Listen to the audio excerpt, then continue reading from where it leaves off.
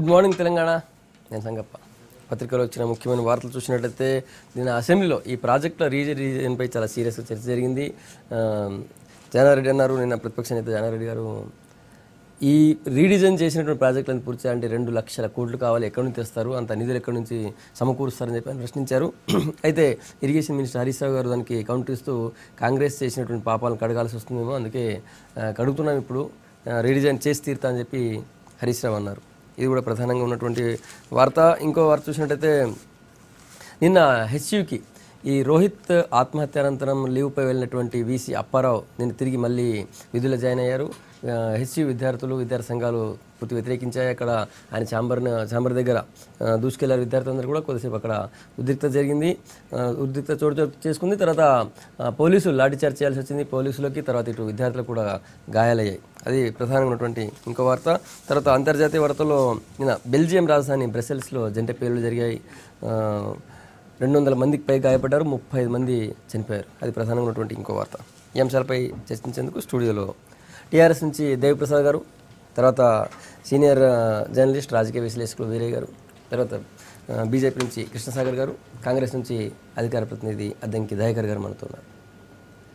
వీరయ్య గారు, హెచ్యూలో కొన్ని రోజులుగా మనం ఉద్రిక్తత తర్వాత ప్రశాంత వాతావరణం ఉండింది 2 నెలలకు పైగా. మళ్ళీ నిన్న వీసీ అప్పారావు జాయిన్ కావడంతో మళ్ళీ గొడవలు స్టార్ట్ అయ్యి ఉద్రిక్తత స్టార్ట్ అయింది. విద్యార్థుల గాయాలు, పోలీసుల గాయాలు, నిన్న మీడియాకు గాయాలు. ఎందుకంటే జరిగిందంటారు? చూడబోతే ఇది కూడా ఒక పథకం ప్రకారమే జరిగినట్టు కనపడుతున్నది.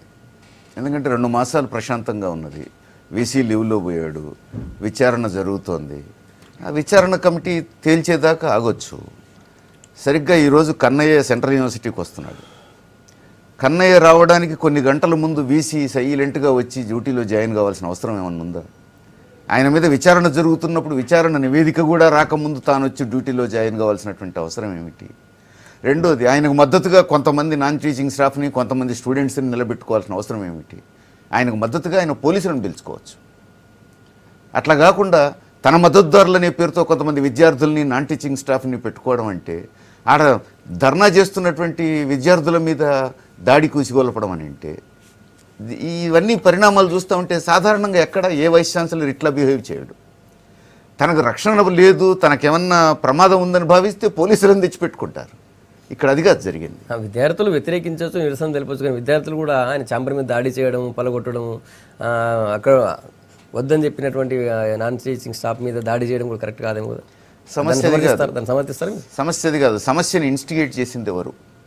నిన్న మొత్తం పిక్చర్ చూస్తే మనకు వీళ్ళు ప్రశాంతంగా ధర్నా చేస్తున్నారు. ఈయన మళ్ళా వచ్చి డ్యూటీలో చేరడం అనేటువంటిది సరైనది కాదు, ఆయన వెళ్ళిపోవాలని చెప్పేసి వాళ్ళు డిమాండ్ చేస్తున్నారు. డిమాండ్ చేసే హక్కు విద్యార్థులకే కాదు, ఎవరికైనా ఉంది.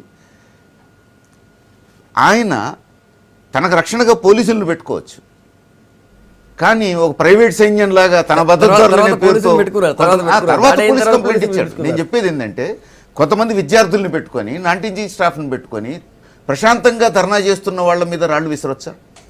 ఘర్షణ సృష్టించవచ్చా? ఇప్పుడు ఆ ఘర్షణ పేరు మీద పోలీసులను పిలిపించి లాఠీచార్జ్ చేయొచ్చా? ఇది మొత్తం సీన్ చూస్తే మీడియా అంతా ఉంది కదా అక్కడ.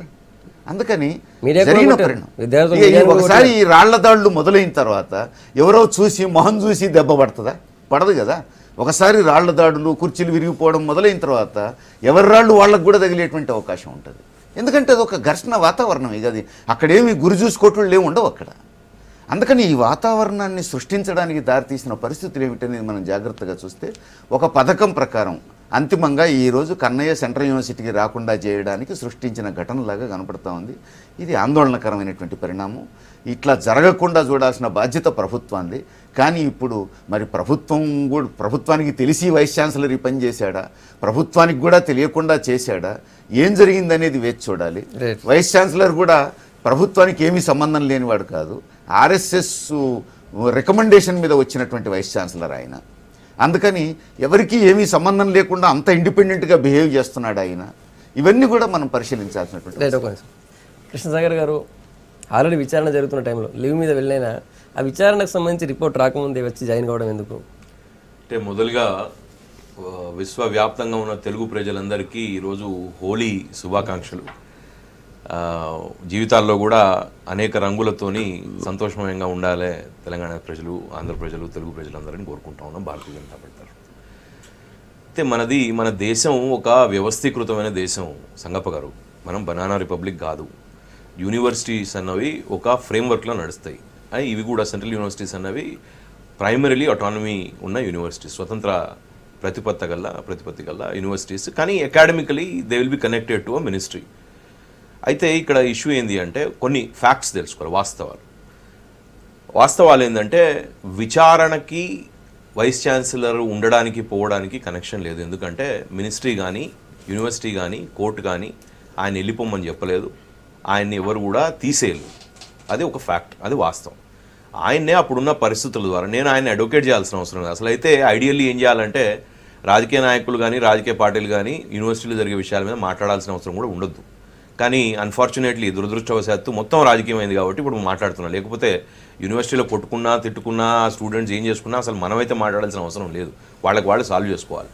అయితే ఇక్కడ ఇష్యూ ఏమవుతుంది అంటే ఆయన్నే ఆ పరిస్థితుల దృష్ట్యా ఆయన ఒక లాంగ్ లీవ్లో పోయిండు. దాని తర్వాత ఒక ఇన్ఛార్జ్, అంటే ఆ ఇన్ఛార్జ్ వీసీని కూడా మినిస్ట్రీ అపాయింట్ చేయదు, ఇమీడియట్ సీనియర్ ఎవరైతే ఉన్నారో వాళ్ళు ఆటోమేటిక్గా అవుతారు. దాని తర్వాత ఆయన కూడా తట్టుకోలేక ఆ హీట్ని ఆయన కూడా పోయినాక ఇమీడియట్ సీనియర్ ఎవరైతే ఉన్నారో ఆయన అయినారు. సో ఇది వాస్తవం. ఇక్కడ ఎవరిని కూడా ఎవరు తీయలేదు. కాబట్టి రావడం అన్నది అది ఎవరో చెప్తే రావాల్సిన అవసరం లేదు. దానిలో కుట్ర అనుకుంటే అది మనం ఏం చేయలేము, అంటే ఎవరికి వాళ్ళు అన్వయించుకోవచ్చు. అప్పారావు గారు 3 నెలలు పోయి ఇప్పుడు కొంచెం ప్రశాంతత ఉన్నది, మీరు అన్నట్టు ప్రశాంతత ఉన్నది కాబట్టి ఆయన వాపసు వచ్చినట్టున్నాడు. అయితే వాపసు వచ్చేటప్పుడు స్టూడెంట్స్ని అడగాల్సిన అవసరం లేదే. ప్రపంచం మొత్తంలో యూనివర్సిటీ వీసీలు లీవ్ లెక్కలు బయటకు వస్తుంటే స్టూడెంట్స్కి ఫోన్ చేసి మేము రావాలన్నా సార్ అని అడుగుతారా? లేకపోతే టీచింగ్కి నాన్ టీచింగ్ స్టాఫ్కి ఫోన్ చేసినా వాళ్ళు సైలెంట్గానే వస్తారు. ఎవరైనా లీవ్లో పోయిన వాళ్ళు సైలెంట్గా వచ్చి రిపోర్ట్ చేస్తారు. రిపోర్ట్ చేస్తే ఆయన గృహంపై, అంటే ఆయన అతిథి గృహంపై, ఆయన ఉన్న క్యాంప్ ఆఫీస్పై దాడి చేయొచ్చా, వైలెన్స్ చేయొచ్చా, ర్యాన్సాక్ చేయొచ్చా, మొత్తం ఉన్నాయన్నీ పగలగొట్టొచ్చా? ఫ్యామిలీ ఫోటోల దగ్గరికి వెళ్ళి పగలగొట్టినరు, కంప్యూటర్లు టేబుల్లు అన్నీ పగలగొట్టినరు. అంటే అక్కడ ఉన్నది రౌడీలా స్టూడెంట్సా? అంటే మేధావులు అనేవాళ్ళు, పెద్దలు, అది కూడా ఎడిటర్ లాంటి స్థాయిలో ఉన్న వీరయ్య గారు, నేను చాలా గౌరవిస్తా వారిని. వారు ఫస్ట్ ఆ వైలెన్స్ని ఖండించకుండా అది అసలు ఏ పరిస్థితుల్లో వచ్చిందని వారు జస్టిఫై చేయడం అన్నది నాకు కొంచెం బాధగానే అనిపించింది. ఎందుకంటే బ్రసెల్స్లో కూడా నిన్న అటాక్ అయింది. ఏ పరిస్థితుల్లో అయిందని మనం మొదలు పెట్టామనుకోండి, ప్రతి వైలెన్స్ కి, ప్రతి హింసాత్మక ఇది అన్యాయం. బ్రసెల్స్ మాట్లాడినప్పుడు విన్నా కదా మీరు, అన్యాయం చాలా మాట్లాడారు. బ్రసెల్స్ అటాక్ కి సెంట్రల్ యూనివర్సిటీలో జరిగిన పోలిక గారు మీరు మాట్లాడినప్పుడు పెద్దలు మీరు ఎట్లా, ఇది మరీ అన్యాయం. మీరు అన్యాయంగా చాలా మాట్లాడారు. బ్రసెల్స్ తో పోలుస్తారండి సార్? మీరు మాట్లాడండి, నేను వింటా. లేదు దేంతో మాట్లాడండి, కానీ మరీ మరీ అన్యాయం. ఇప్పుడు మీరు మా మంత్రిత్వ శాఖ కుట్రున్నది, కన్నయ్య చిన్నారి పొన్నారి కన్నయ్యకి వస్తున్నాడని చెప్పి మేము పెట్టినాం అన్నప్పుడు అన్యాయం కాదు. నా ఇష్టం అండి, నేను ఏదైనా కంపారిజన్ చేసుకుంటా. మీకు వచ్చినప్పుడు సమయం మీరు మాట్లాడండి. ఇప్పుడు కృష్ణసాగర్ గారు చిన్నారి దేశంపై జరిగిన ఉగ్రదాడికి ఒక యూనివర్సిటీలో జరిగిన ఏదైనా హింసే మీరు లింక్ పెడతారు. నేను పెడుతున్నా సార్, అది నా అభిప్రాయం. మీరు బీజేపీ నాయకులు, దేశాన్ని పాలిస్తున్న పార్టీ నాయకుడు, మీరు ఒక ఉగ్రవాద సంస్థలు చేసే చర్యలకు విద్యార్థుల ఆందోళనకి లింక్ పెడతారా? అది నా ఇష్టం కదా సార్, అది నా స్వతంత్రం. అది ఇప్పుడు నా అభిప్రాయం, వారి అభిప్రాయం వారు ఎంత సూటిగా చెప్పినారు, నా అభిప్రాయాన్ని నేను సూటిగా చెప్పాల్సిన హక్కు నాకుంది, మీరు తీసుకోలేరు దాన్ని. సంగప్ప గారు మీరు కూడా సీనియర్ జర్నలిస్ట్, మీరు అర్థం చేసుకోవాల్సింది ఏంటంటే హింసే. అది మనిషి చచ్చిపోయినా, మనిషికి దెబ్బలు తాకినా, మీరు ఒక దేని పరిస్థితులు అంటారు. పరిస్థితులు అంటే మనం స్వతంత్రం కోసం కొట్లాడేటప్పుడు పరిస్థితులు వేరు. భారతదేశంలో ఒక లా అండ్ ఆర్డర్ ఉన్న రాష్ట్రంలో, ఇప్పుడే దేవిప్రసాద్ గారు చెప్పి చాలా ప్రశాంతంగా నడుస్తున్న రాష్ట్రంలో బయట నుంచి వచ్చిన స్టూడెంట్స్, ఇప్పుడు ఆ క్యాంపస్లో ఉన్నది చాలా బయట నుంచి వచ్చిన స్టూడెంట్సే. ఇప్పుడు నిన్న వైలెన్స్ చేసింది స్టూడెంట్స్ కాకుండా చాలా సోషల్ ఎలిమెంట్స్ కూడా వచ్చినాయి, యాంటీ సోషల్ ఎలిమెంట్స్ అన్నది రిపోర్ట్స్ ఉన్నాయి. లేకపోతే తెలంగాణ పోలీసు అంత యాక్షన్ ఎందుకు తీసుకుంటుంది? తెలంగాణ పోలీసులు నేను అభినందించదలుచుకున్నా. ఎందుకంటే తెలంగాణ పోలీసులు చాలా రిస్ట్రైంట్తో, ఒక నిమిషం సార్, చాలా రిస్ట్రైంట్తో పొద్దున్న నుంచి సాయంత్రం దాకా ఏం చేయకుండా వాళ్ళందరూ వలగొడుతున్నా కూడా కూర్చున్నారు. ఏం చేయలేదు, చాలా రిస్ట్రైంట్తో వ్యవహరించారు. ఎందుకంటే యూనివర్సిటీలో వ్యవహరించాల్సిన విషయమే అదే పద్ధతి. కానీ వాళ్ళ మీద రాళ్ళు దాడి చేసినాక కూడా వీరయ్య గారు దాన్ని ఖండించకుండా, అది ఊరికే యూనివర్సిటీ వైస్ ఛాన్సలరే ఉల్టా వేసినట్ట రాళ్ళు. అని వీరయ్య గారు ఫీల్డ్ లెవెల్ రిపోర్ట్స్ ను కూడా ఉల్టా చేసి వైస్ ఛాన్సలర్ రాళ్ళేశారని చెప్పేసి నేను మరింత అన్యాయంగా మాట్లాడుతున్నాను. చూస్తున్న వాళ్ళందరూ తెలియదు తక్కువండి, ఈ టీవీ చూస్తున్న వాళ్ళందరూ తెలియదు తక్కువ. నేను వైస్ ఛాన్సలర్ రాళ్ళేశారు, వైస్ ఛాన్సలర్ వెనకాల ఉన్న వాళ్ళు అన్నారా? ఇంత అన్యాయంగా మాట్లాడితే వాళ్ళని కూడా అవమానించడం తప్ప. మీరు అన్యాయంగా మాట్లాడితే ఎట్లా? మీరు మేధావి చెప్తున్నారు. నేను అన్ని మాటలు అన్నట్టుగా ఎందుకు చెప్తాను? ఇప్పుడు బీసీ వెనకాల ఉన్న వాళ్ళు అన్నారు, అన్నారా లేదా మీరు?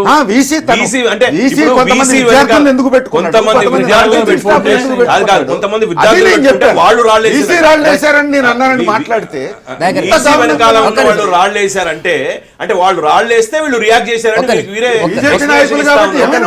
ఏదైనా మాట్లాడొచ్చు. కమ్యూనిస్ట్ కప్పుకుంటే ఒక క్యాప్ వేసుకుంటే ఏదైనా మాట్లాడొచ్చు, అంతే కదా. ప్రభుత్వం గురించి ఏదైనా మాట్లాడొచ్చు, కుట్ర అనొచ్చు, ఆ చిన్నారి పొన్నారి కన్నయ్య వస్తున్నాడు కాబట్టి ఆయనకి ఆపడానికి అనొచ్చు, ఏదైనా అనొచ్చు. 30 ఏళ్ల విద్యార్థి ఆయన ఎందుకు రాదు? తప్పకుండా చిన్నారి పొన్నారే అంటాం. వీసీ ఒక దొంగ రావడాన్ని తీవ్రంగా ప్రతిఘటించారు.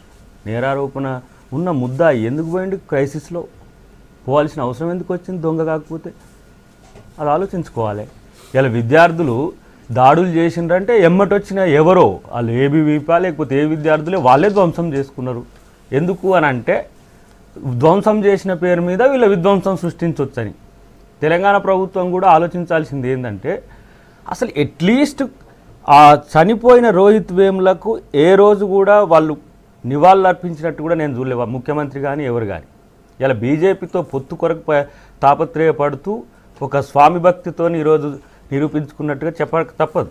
ఎందుకంటే రాత్రి 5 గంటల నుంచి తీసుకొని పోయి పోలీస్ స్టేషన్లు మార్చుతూ కొట్టుకుంటూ తీసుకుపోతున్న పోలీసులకు ఈరోజు ఆడ జరిగిన సంఘటన ఏ రకంగా అనిపిస్తున్నట్టు? అంటే బీజేపీని తారీఫ్ చేసుకోవడానికి ఈ రకమైన కార్యాచరణ తీసుకుంటారా? ఏడ ఉన్నారు? చందానగర్ అంటే చందానగర్ పోతే చందానగర్లో ఉండరు, మియాపూర్ అంటే మియాపూర్లో ఉండరు, గోల్కొండ పిఎస్ అంటే అక్కడ ఉండరు. అసలు ఎవరిచ్చిండ్రు వీళ్ళకి కొట్టే హక్కు? కస్టడీలోకి తీసుకున్న స్టూడెంట్స్ను కొట్టే హక్కు ఎవరిచ్చిండ్రు వీళ్లకు? తిప్పే హక్కు ఎవరిచ్చిండ్రు? ఎక్కడ ఉన్నాడో తను అరెస్ట్ అయిన తర్వాత తను తెలుసుకునే హక్కు తన కుటుంబ సభ్యులకు ఉంటుంది. కనీసం ఫోన్ లైన్లో వస్తే ఫోన్లు కూడా లాక్కొని ఫోన్ లైన్లు కట్ చేసిన పరిస్థితి ఉన్నది ఈరోజు. నేను ఏమంటున్నానంటే ఎందుకు బీజేపీ ఏబీవీపీ అప్పారావుని మీద వేసుకుంటున్నది? గత చరిత్ర అంతా కూడా తన దుర్మార్గమైన చరిత్ర. 2002లో రస్టిగేషన్, హాస్టల్ వార్డన్గా ఉన్నప్పటి నుంచి మొదలైన తన ప్రస్థానం దళితులు కానీ బీసీలు కానీ అంటే తనకు చీదరింపు. అలాంటి వ్యక్తిని ఈరోజు మీరు భుజాల మీద వేసుకొని రావాలంటుండంటేనే ఈరోజు ఆలోచించుకోవాల్సిన అవసరం ఉంటుంది. ఎవరి అటానమస్ వాళ్ళకు ఉంటుందండి, ఎవరు వద్దంటారు? ఈరోజు స్టూడెంట్స్ విధ్వంసం సృష్టిస్తే ఎవడైనా ఒప్పుకుంటారా దాన్ని? కానీ ఈరోజు ఏ ఒక్కరు కూడా ఈరోజు మాట్లాడుతున్న వ్యక్తులు ఎవరైనా సరే మీన్స్ బయట సమాజంలో కూడా రోహిత్ వేముల చావుకు కారణమైన వ్యక్తిని ఇంతవరకు ఎవరు పట్టలేదు ప్రభుత్వంతో సహా. ఆయన నా కారణానికి XYZ అని ఎవరి పేరు రాయలేదు. కానీ తను చనిపోయిన తర్వాత తను ఎస్సీ కాదు బీసీ అని, బీసీ కాదు అసలు ఆయన ఏది కాదని, తర్వాత తను యాంటీ నేషనల్ అని మెమన్కు సపోర్ట్ చేసిండని లేకపోతే అఫ్జల్ గురికి అన్నది తప్పితే ఇంతవరకు ఈ అంశంలో జరిగిన 3 నెలల్లో రోహిత్ వేముల మరణానికి కారణం తనుగానే చిత్రీకరించిండ్రు, తనే ఈరోజు దీనికి కారణం అని చెప్పిన తప్పితే ఈ సమాజంలో తను వేసిన మౌలిక ప్రశ్నలకు సమాధానం చెప్పకపోగా కన్నయ్య కుమార్ వస్తాడండి. వస్తే రాహుల్ గాంధీని కలిస్తే ఏందట మంట? రాహుల్ గాంధీని కలవద్దా? వర్గానికి మతానికి మౌలికమైన అంశం వర్గానికి మతానికి ఈరోజు వైరుధ్యం జరుగుతున్నది. ఈరోజు మమ్మల్ని వినండి, మమ్మల్ని వ్యతిరేకించిన కమ్యూనిస్టులు మేము కలిసే రోజులు వచ్చినాయి.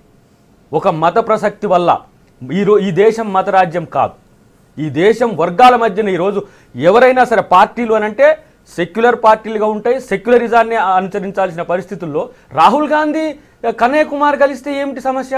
తను సమస్యలో ఉన్నప్పుడు కన్నయ్య కుమార్కి అనుకూలంగా రాహుల్ గాంధీ పోయిండు కాబట్టి ఈరోజు తనకు తన యొక్క నేను మీతో ఉంటా అని చెప్పి ఒక ప్రయత్నం చేస్తే ఇక్కడ వీసీ అప్పారావును కదులుతారు. అంటే అప్పారావు యొక్క చరిత్రను తెలుసుకోరు, అప్పారావు ఏ రకమైన భావజాలం ఉన్నవాడనేది తెలుసుకోరు. ఈరోజు అప్పారావును వెనకేసుకు రావడం అనేది ఒక దుర్మార్గమైన ఆలోచన విధానం ఉన్న వ్యక్తిని సమర్థించడం అనేది ఏ పార్టీకైనా, అది ఇంక్లూడింగ్ బీజేపీ అయినా బీజేపీ ప్రభుత్వం అయినా. నిన్న మోడీ ప్రసంగం ఒక్కసారి చూడండి మీరు. అంబేద్కర్ గురించి తను మాట్లాడిన తీరు ఎట్లా ఉంది, అంబేద్కర్ ఇష్టం మీరు చేస్తున్న దాడులు ఎట్లా ఉన్నాయి? ఇవి ఆత్మపరిశీలన చేసుకోవాల్సింది మేం కాదు, ప్రభుత్వంలో ఉండే అధికారంలో ఉండే బాధ్యత మీకుంటుంది. ఈరోజు మోడీ యొక్క అనుసరణీయమైన అంశాలు మీరు పంచతీర్థ పేరు మీద చేస్తే దళితులందరూ కూడా ఈరోజు సంతోషపడ్డారు. ఈ 69 సంవత్సరాల్లో ఇంతవరకు కాంగ్రెస్ ప్రభుత్వం ఇలా చేయలేదని ఒక ఆలోచన నుంచి వచ్చిన ఒకవైపు ప్రభుత్వం ప్రతినిధిగానే మోడీ అలా చేస్తుంటాడు. అసాంఘిక శక్తుల్ని మీరు ప్రోత్సహించే విధంగా వీళ్లకు మద్దతు చెప్తే మాత్రం అది సమాజం ఒప్పుకోదనేది నా యొక్క అభిప్రాయం. ఒక నిమిషం దేవప్రసాద్ గారు, ఫస్ట్ ప్రశ్న దయాకర్ గారు మీకే వేశారు. ప్రశ్న ఎవరికేసినా హైదరాబాద్ యూనివర్సిటీలో జరిగినటువంటి వేముల రోహిత్ మరణం అనేక అంశాలని చర్చకు నిధి తీసుకొచ్చింది. ఆ చర్చకు సంబంధించినటువంటి అంశాలు చర్చ జరగకుండా కేవలం పార్టీల మధ్య వైరుధ్యంగా మారేటువంటి పరిస్థితి రావడం బాధాకరం. ఎందుకంటే వేముల రోహిత్ మరణానికి సంబంధించినటువంటి వ్యవస్థలో ఆ యూనివర్సిటీలో జరుగుతున్నటువంటి అనేక అంశాలని, అంటే దళితుల మీద జరుగుతున్నటువంటి దాడులు కానీ, యూనివర్సిటీలో గత 10-12 ఏళ్ళుగా అనేక మరణాలు జరిగినాయి. ఆ మరణాల వెనుక ఏమున్నది తేలాలి అనేటువంటి సందర్భంలో అనేక మంది విద్యార్థులు, ప్రజాస్వామిక శక్తులు, పార్టీలు వీసీకి సంబంధించినటువంటి ఛార్జ్షీట్ పెట్టడం జరిగింది. ఒక వీసీ లీవ్లో పోయిన తర్వాత, లీవ్లో పోయిన అనేది ఇంతకుముందు తను చెప్తున్నాడు, ఏదైనా ఇన్సిడెంట్ జరిగినప్పుడు బలవంతంగా పంపించేటువంటి పద్ధతి ఉంటుంది తప్ప లీవులు అప్లైలు ఉండవు. ఏదైనా ఒక పోలీస్ స్టేషన్లో ఒక లాకప్ డెత్ జరుగుతుంది, ఇంకొకటి జరుగుతుంది. జరిగినప్పుడు బలవంతంగా ఆయన లీవ్ పెట్టిపోడు, బలవంతంగా ప్రభుత్వమే అక్కడ ఉన్నటువంటి శాంతి భద్రతలకు విఘాతం కలుగుతుందనో, లేకుంటే ప్రభుత్వానికి చెడ్డ పేరు వస్తుందనో రకరకాల పేర్ల మీద వాళ్ళని బయటికి పంపుతారు. ఆ పంపిన తర్వాత జైనింగ్ అనేటువంటిది ఆ ఉద్యోగి హక్కు ఉండదు. ఇలా చాలామంది ఆ వీసీ లీవ్ పోయిండు మళ్ళొచ్చి జైన్ అవుతాడు అనేటువంటిది చాలామంది మాట్లాడుతూ ఉన్నారు.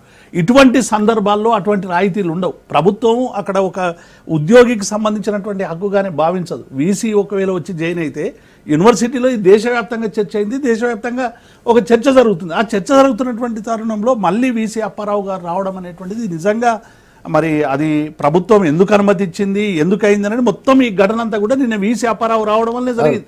వీసీ అప్పారావుని నియంత్రించాల్సినటువంటి బాధ్యత ఆ పాలకవర్గం మీద ఉంది. మరి ఎందుకు వచ్చాడు అనేటువంటిది వాళ్ళు దానికి సమాధానం చెప్పాలి. చాలామంది ఇలా వస్తున్నటువంటి టెక్నికాలిటీ ప్రశ్న ఏంటంటే ఆయన లీవ్ పెట్టిండు, ఒక ఉద్యోగికి లీవ్ హక్కు ఉంటుంది, మళ్ళీ వచ్చి జాయిన్ అవుతాడని అట్లా చేస్తుండ్రు. అయ్యేలా వ్యవస్థలు ఎక్కడైనా ఏదైనా ఒక ఛార్జ్షీట్ ఫ్రేమ్ అయినప్పుడు, నిందితుడిగా పేర్కొన్నప్పుడు, సమాజంలో ఆయన వల్ల కొన్ని సమస్యలు వస్తున్నప్పుడు డెఫినెట్గా ప్రభుత్వం ఆయనకు సలహాలు ఇచ్చి ఇంకెక్కడికో వేస్తుంది, ఇంకొక దూరానికి పంపుతుంది. ఆయన వచ్చి నిన్న సడన్గా లీవ్లో జాయిన్ అవ్వడమే కాక కొంతమంది వ్యక్తులను పెట్టుకున్నటువంటి ఆరోపణలు, మేము ఎవరం యూనివర్సిటీలు లేవు, మాకు తెలియదు, పత్రికల్లో వస్తున్నటువంటి వార్తల మీద చూస్తూ ఉన్నాం. ఆయన యూనివర్సిటీ సంతకం పెట్టగానే మొత్తం విద్యార్థులందరినీ కూడా ఒక వర్గం విద్యార్థులందరినీ వెనక పెట్టుకొని అక్కడ ఉన్నాడు, వీళ్ళందరూ ఎందుకు వీసీ మీరు మళ్ళీ ఎందుకు జాయిన్ అని అడగడానికి పోయినప్పుడు జరిగినటువంటి ఘర్షణ ఇది మొత్తంగా ఈ విద్యార్థుల మధ్య ఘర్షణ జరిగి అది చివరికి శాంతి భద్రతల సమస్యగా మారినటువంటి నేపథ్యం. ఇలా తెలంగాణ ప్రభుత్వాన్ని నిందించాల్సినటువంటి అవసరం లేదు. నిజంగానే ఒకవేళ ఎక్సెస్గా లాఠీచార్జ్ జరిగి ఉంటే తప్పకుండా పోలీసులకు సంబంధించినటువంటి వాళ్ళ మీద చర్యలు తీసుకుంటారు. అంతే తప్ప ఈ 2 మందికి అదే ఇప్పుడు విద్యార్థులకు గాయాలు జరిగినాయి, మీడియా మిత్రులకు గాయాలు జరిగినట్టు వచ్చింది, పోలీసుల మీద గాయాలు జరిగినట్టు వచ్చింది. ఈ 3టికి సంబంధించినటువంటి గాయాల మీద ఎవరు చేసిండ్రు, అసలు ఎవరి నుంచి ఇన్వెస్టిగేట్ జరిగింది, విచారణ జరిగితే తేలుతుంది. కానీ మొత్తానికి యూనివర్సిటీకి సంబంధించినటువంటి అప్పారావును ఇక్కడ తీసుకురావడం అనేటువంటిది సీరియస్ ఇష్యూ. దీన్ని వెంటనే ఇప్పటికైనా కేంద్రం ఇది ఇక్కడ కేంద్రానికి దగ్గర కావాలని, బీజేపీ దగ్గర కావాలని, కేంద్రానికి దగ్గర కావాలంటే హైదరాబాద్ సెంట్రల్ యూనివర్సిటీ ఒక్కటే అక్కర్లేదు, ఇంకా చాలా ఉంటాయి దగ్గర కావడానికి. దగ్గర కావడానికి ఇదే ఇటువంటి వాటికి పోయి దగ్గర ఎందుకు అవుతారు, ప్రజల్లో చులకన కావడానికి. అది సమస్యగా నేనేమంటున్నా అంటే నేనేమంటున్నా ఇది పార్టీల మధ్య సమస్యను ఇంకోటి సమస్యను కదా. కృష్ణసాగర్ అయితే బ్రిసెల్తో పోల్చాడు. ఆ బ్రిసెల్తో పోల్చడం అంటే దత్తాత్రేయ గారు లేఖలో రాసిన దానికి ఇది కంటిన్యూటీగా కనబడతాం. ఇటువంటి సంఘటనలు జరిగినప్పుడు కొంత సమయం పాటించాల్సినటువంటి అవసరం ఉంది. యూనివర్సిటీ అనేటువంటిది దేశవ్యాప్తంగా ఉన్నటువంటి విద్యార్థుల కూడలి, అనేక భావాల కూడలి, అనేక సంఘర్షణల కూడలి. అక్కడ ఉండేటువంటి భావ ప్రకటన స్వేచ్ఛను కూడా హరించేటువంటి విధంగా యూనివర్సిటీలు ప్రవర్తిస్తే 2 నెలలు ప్రశాంతంగా ఉంది. ఇంత ఆగ్రహం ప్రకటించినటువంటి విద్యార్థులు కూడా 2 నెలలుగా ఎంత సమయం పాటించి యూనివర్సిటీలో ఎవరి పనులు వాళ్ళు చేసుకుంటా ఉన్నారు, నిరసనలు తెలుపుతా ఉన్నారు, వాళ్ళ ప్రొటెస్టులు చేస్తూ ఉన్నారు, సోషల్ మీడియాలో ప్రొటెస్టులు చేస్తూ ఉన్నారు. కానీ 2 నెలలుగా కూడా చాలా శాంతియుతంగా జరుగుతున్నటువంటి ఘటనని ఇలా కావాలని బ్రేక్ చేసినట్టుగా కనబడతా ఉన్నది. వెంటనే అప్పారావును రికాల్ చేయాల్సిందిగా మేము డిమాండ్. సంగప్ప గారు, ఇప్పుడు దేవిప్రసాద్ గారు ఏ పార్టీని రిప్రజెంట్ చేస్తున్నారో అర్థమైతలేదు. మీరు నన్ను అడిగితే చెప్తున్నారు, మీరు ఏ పార్టీ నాకు తెలియదు. మీరు మాట్లాడేదాని గురించి నేనైతే విశ్లేషించాలి కదా.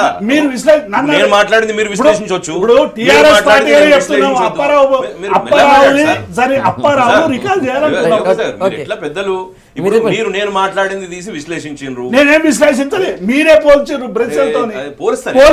మేమేమంటున్నాం అంటే దత్తాత్రేయ యూనివర్సిటీ ఆ లింక్ అని నేను అడుగుతున్నా. మధ్యలో మీరెందుకు మాట్లాడుతున్నారు? నేను ఇప్పుడు మీరు విశ్లేషించినప్పుడు నేను సపరేట్ ఉన్నా కదా. సాగర్ గారు మీరు విశ్లేషించలే బ్రసెల్స్ తో మళ్ళీ పోలుస్తాను కరెక్ట్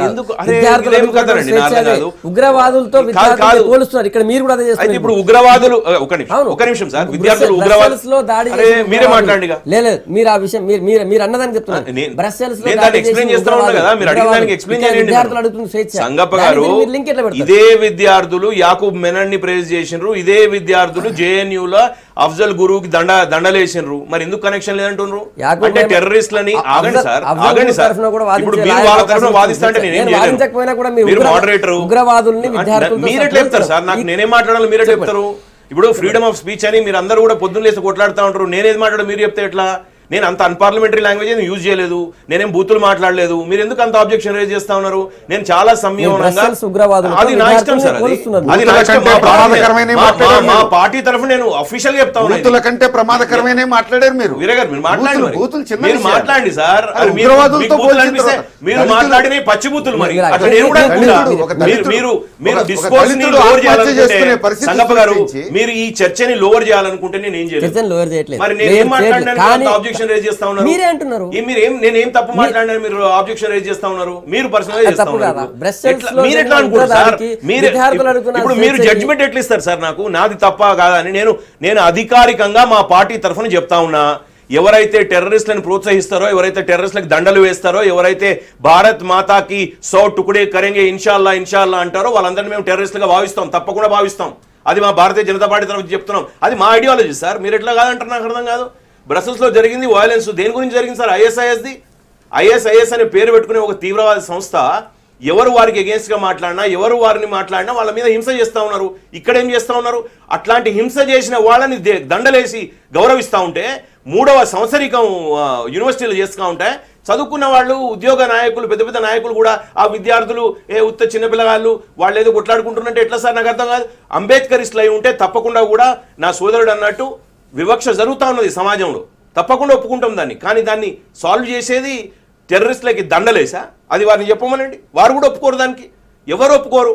కానీ అట్లాంటి విషయంలో వాయిలెన్స్ ని మీరు సమర్థిస్తూ ఒకవైపు ఇట్లా చేయొచ్చు, ఈ ఘర్షణ నడుస్తుంది అని ఆయన పెద్ద పెద్ద మాటలు మాట్లాడుతూ ఉంటే ఆయన ఏమనకుండా నాకు మీరు హితోపదం చేస్తే ఎట్లా సార్? అంటే ఆయన మంచి భాషలో మాట్లాడితే కరెక్ట్, నేను స్ట్రేట్ గా మాట్లాడితే తప్ప. సాగర్ గారు మరి ఎట్లా సార్? మధ్య మధ్యలో మాట్లాడుతూ ఉన్నారు ఆయన. ఏదో బూతులట. పెద్ద మనిషి మాట్లాడారు. ఆయన మాట్లాడేది బూతులు లేకపోతే ఏమన్నారు? ఇంత అన్పార్లమెంటరీ లాంగ్వేజ్ ఒక పీస్ కూడా మాట్లాడారు. నా అభిప్రాయాన్ని నేను వ్యక్తం చేస్తా ఉంటే అది బూతులు అంటే ఎట్లా? పెద్ద మనిషి నేను బూతులు మాట్లాడలేదు అని మీరు చెప్పుకుంటే అన్నిటికీ ఏదో ఒక మేధావి వంకరతనం తీసుకురావడం తప్పది. వీరే గారు చాలా పెద్ద మనిషి, సినికల్ గా మాట్లాడడం తప్పది. అయితే ఏంది నేను మాట్లాడిన దానికి ఆయన ఏమన్నా అన్నానా? నేను ఆయన మధ్యలో వచ్చి మాట్లాడతాను. ఆయన అభిప్రాయం ఆయన గౌరవిస్తా సార్. ఆయన అభిప్రాయాన్ని నేను గౌరవిస్తా. నా అభిప్రాయాన్ని నేను గౌరవించకపోతే సపడకుండామనండి. నేను గౌరవిస్తా అని చెప్తున్నా. ఆయన ఏది మాట్లాడి నేను గౌరవిస్తా. కాదు కృష్ణసాగర్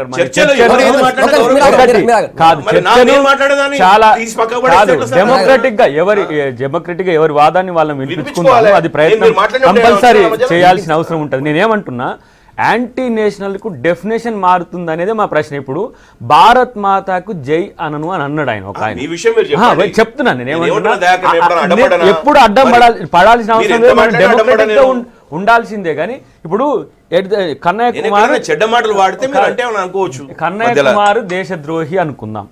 మరి భారత్ మాతాకు జై అనని అసదుద్దీన్ ఓవైసీ ఏమవుతాడు? ఆయనను మీరు ఏం చేయట్లేరే?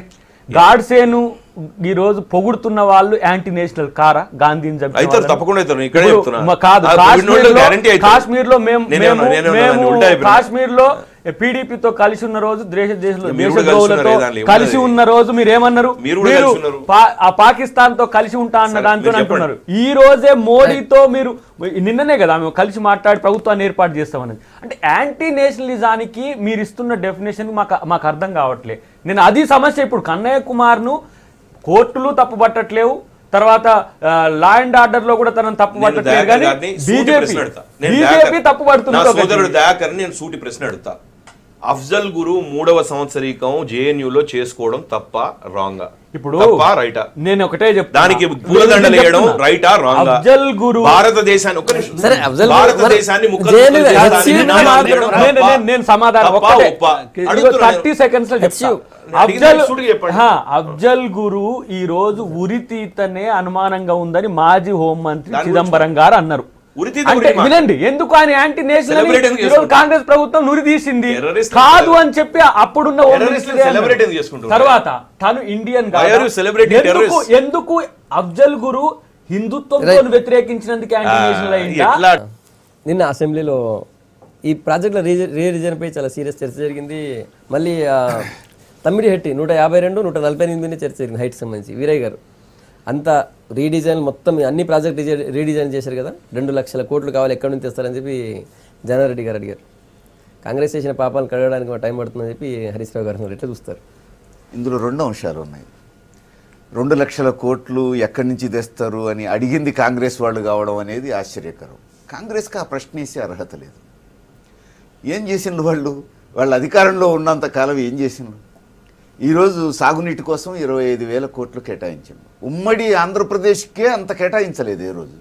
ఈరోజు ఒక తెలంగాణకు 25,000 కోట్లు కేటాయించిన నేపథ్యంలో 2 లక్షల కోట్లు అయితే మీరు ఎప్పుడు నిర్మిస్తారు, ఏం చేస్తారు అని చెప్పేసి మాట్లాడితే అట్లా మాట్లాడే అర్హత కాంగ్రెస్కు లేదు.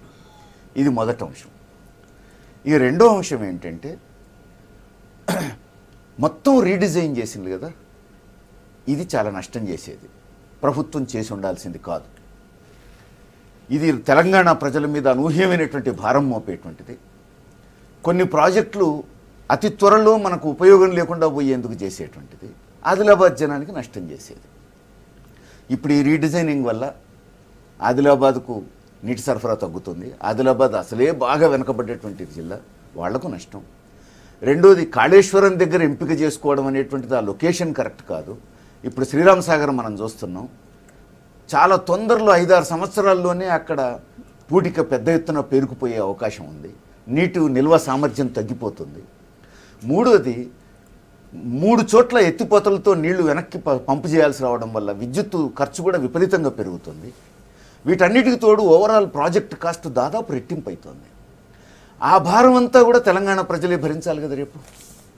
అందుకని ఏ విధంగా చూసుకున్నా ఇప్పుడు ఈ ప్రాజెక్టుల రీడిజైనింగ్ అనేది not only Pranahita Chevella redesigning, మీరు మొత్తం గోదావరి మీద రీడిజైన్ చేసినటువంటి ప్రాజెక్టులన్నీ కూడా ఈరోజు ఆ రీడిజైనింగ్ అవసరం లేనటువంటి. ఇప్పుడు కాంతాలపల్లి ప్రాజెక్టుని ఎందుకు ఎత్తేయాలి? కాంతాలపల్లి ప్రాజెక్టు లేకపోతే ఆ పైన ఉన్నటువంటి దేవాదుల ప్రాజెక్టుకు కూడా ఉపయోగం లేకుండా పోతుంది కదా. ఇప్పటికే మనం పెద్ద ఎత్తున ఖర్చు చేసి ఉన్నాం. ఇప్పుడు కాంతాలపల్లి రద్దు చేసి దానిపైన మరొక ప్రాజెక్టు డిజైన్ చేయడంలో అర్థం ఏముంది? కాంతాలపల్లి కట్టుకోవచ్చు కదా. అందుకని ఓవరాల్గా ఈ రీడిజైనింగ్ మాత్రం మన మీద భారం మోపుతా ఉంది, చాలా నష్టం జరిగేటువంటి విషయం ఇది. ఒక్క మాటలో చెప్పాలంటే మహారాష్ట్ర ఏది కోరితే దానికి రాష్ట్ర ప్రభుత్వం అంగీకరించి సంతకం చేసి వచ్చిందని. రైట్, కృష్ణసాగర్ గారు.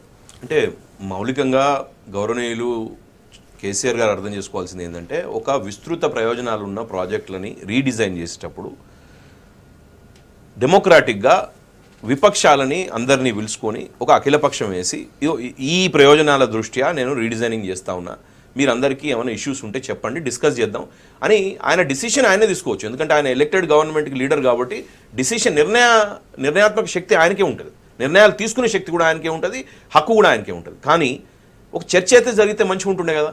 ఈరోజు రంగారెడ్డి జిల్లా వాళ్ళకి ప్రాబ్లం ఉన్నట్టు వాళ్ళు చెప్తా ఉన్నారు, వేరే జిల్లాల వాళ్ళు మెదక్ ఎందుకు పోతుందని అంటున్నారు.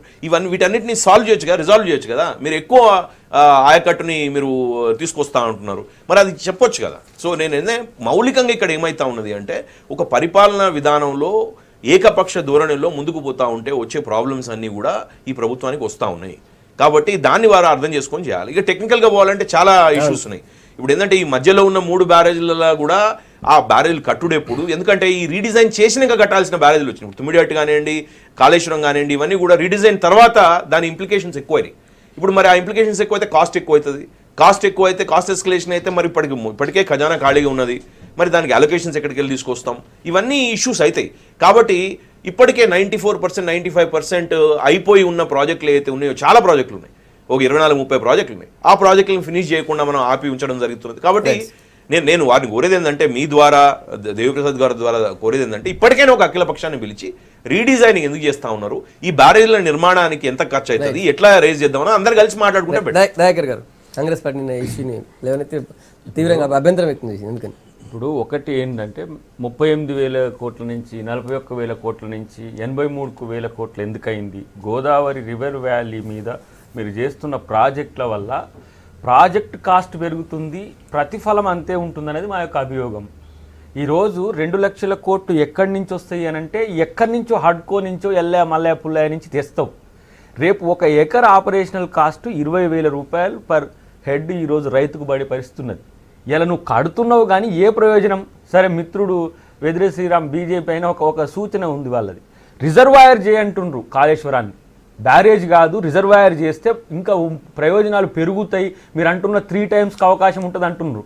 మీరు ప్రాజెక్టు డిజైన్లో 148కి ఎందుకు తగ్గిస్తున్నారు? వాళ్ళ ప్రయోజనాలు ఎందుకు కాపాడుతున్నారు? ఈరోజు మనమేమో పోలవరాన్ని ఆంధ్ర ప్రయోజనాల కొరకు 7 మండలాలు మనం ఉంచుకోవచ్చు. ఎందుకు ఈరోజు మహారాష్ట్రలో దాదాపు 18,000 హెక్టార్ల కంటే ఎక్కువ ముంపు కూడా లేదు ఉన్న ప్రతిపాదిత ప్రాజెక్టుకు? దాని గురించి ఎందుకు పోరాడం? ఇప్పుడు మనము ఏంది చెనాకా ఏంది అది వాటికి సంబంధించి 80-20 ఇస్తున్నాం, ఒక ప్రాజెక్టులో 50-50 ఇస్తున్నాం. వాళ్ళకేమో ఏం నష్టం లేదు, వాళ్ళు ఎన్ని ప్రాజెక్టులు అయినా కట్టుకోవచ్చు. ఇక గోదావరి మీద సుందిల్లా, అన్నారం, ఈ కాళేశ్వరం అయిపోయిన తర్వాత ఇంకో ప్రాజెక్టు కట్టుకోవడానికి భవిష్యత్తులో మనకు అవకాశం ఉందా? సీతారాం ప్రాజెక్టు తప్పితే కింద దేవాదులో ఇప్పటికి నడుస్తున్నది, కొంత మనకు బెనిఫిట్స్ వస్తున్నాయి. కానీ ఒక నది మీద మొత్తం జలానికి సంబంధించిన అవకాశాలన్నీ కూడా ఇంత వరెస్ట్ కండిషన్స్లో మనం వినియోగించుకోవాల్సిన అవసరం ఏంది?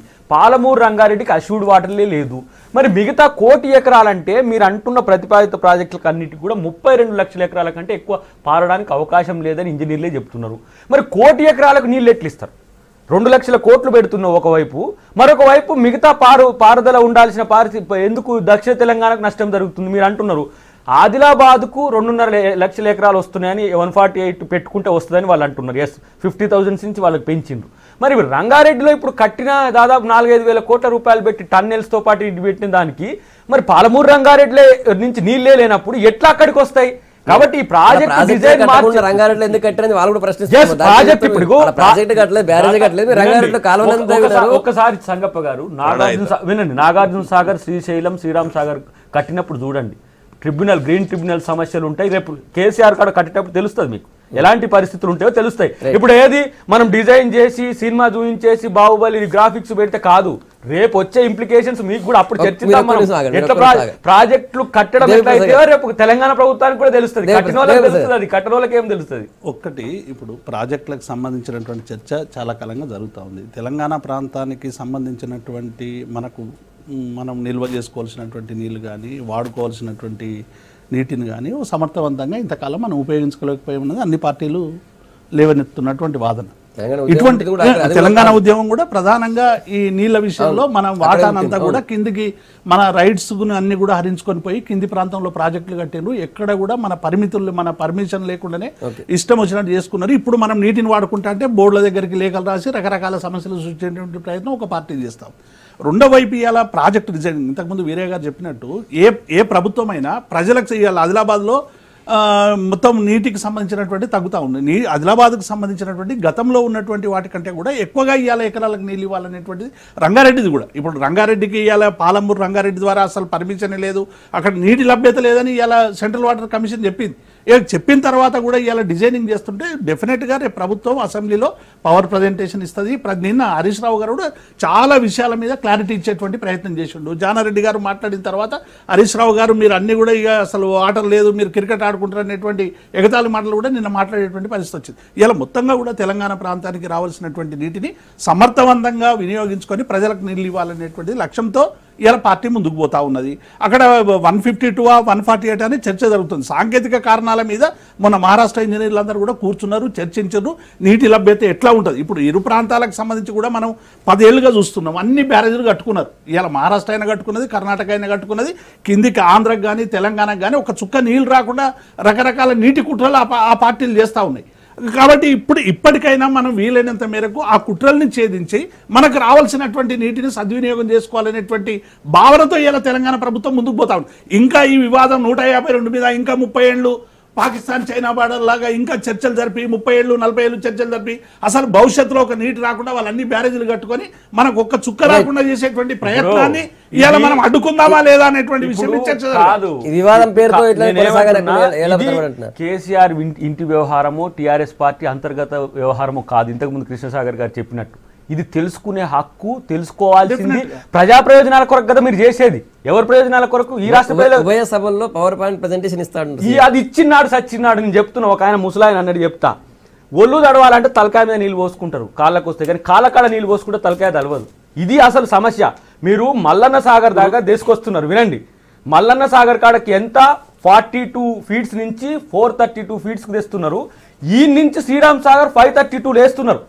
వినండి, ఒకటి ఎవడైనా ఇంత తీసుకొచ్చి మళ్ళీ తీసుకుపోయి గోదావరినే పోస్తున్నారు. ఈ నుంచి మీరు అనుకుంటున్న రివర్స్ రీడిజైనింగ్నే ఇంకో రెండు ప్రాజెక్టులు కనుక మధ్యన కలిస్తే ఈ అంతర్గత జల రవాణాకు కూడా ఉంటదని చెప్పి మొత్తుకుంటున్నా ఎవడు పట్టించుకోవట్లేదు. ఏంటంటే కేసీఆర్ చెప్పింది వేదం లోకంలో.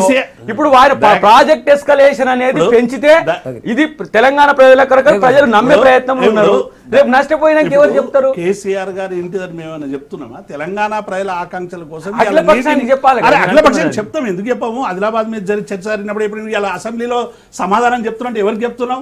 మాకు మేము చెప్పుకుంటున్నామా? ప్రజలకు చెప్తున్నాం. అసెంబ్లీకి సంబంధించినటువంటి అందుకే ఒకటి ఎలా ప్రజలకి హాని కలిగించేటువంటి ప్రాజెక్టులు ఎట్టి పరిస్థితుల్లో పార్టీ కట్టదు.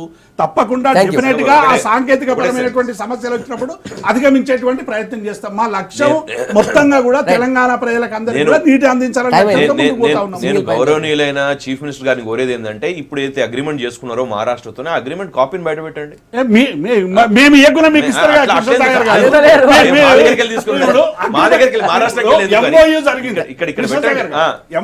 ఆ లేఖ మొత్తం సోషల్ మీడియాలో ఇద్దరు సంతకాలు పెట్టింది.